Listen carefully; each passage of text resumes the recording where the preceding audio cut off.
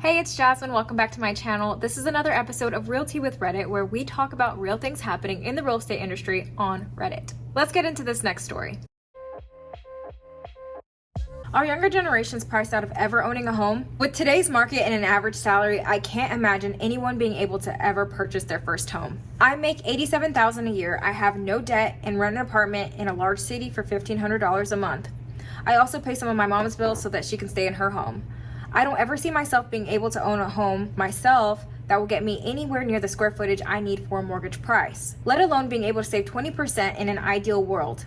I make too much for assistance, but barely. I'm talking $2,000 more than what someone would qualify. I guess I missed the window for those 2020, 2021 mortgage rates.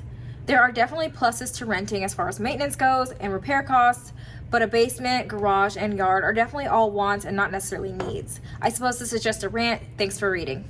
In this day and age, it's not a clear decision on whether you should buy or rent. In my personal opinion, if you're starting a business and you're trying to keep your expenses as low as possible and you don't have a lot of revenue to spare in your personal life, then renting might be the best option, and it might be even a better option if you have multiple roommates.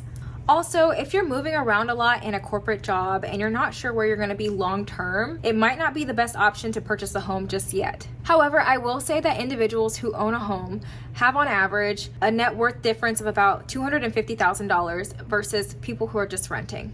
Also, home equity is starting to significantly outpace mortgage debt. So if owning a home is important to you, it's better to start sooner rather than later. And you might say, well, yeah, Jasmine, home ownership is important to me, but I just can't find a house that I would want to live in.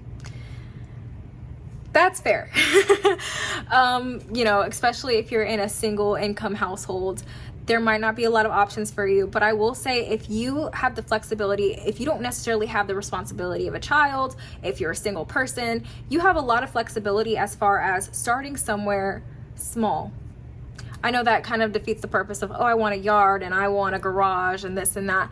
But, if you start with a condo or a townhome, there are a lot of options out there that are move-in ready, or, you could put a little bit of sweat equity into. And over time, when you're ready for that next step, not only will you be hopefully in a better situation financially, but you'll also have that equity that you can lean on and put into that next home. I can even show you some options here. There is a great example of something that you can afford, under $200,000. This is in the city of Atlanta. There's 2 bedrooms, 2 bathrooms. It's a condo.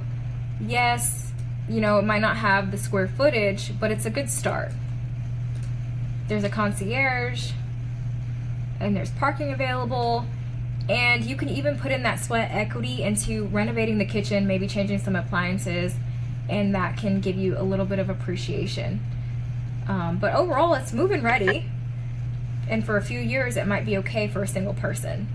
That's all I have for you today. Please like, share, and comment if you like this kind of content, and I will see you next week on Realty with Reddit.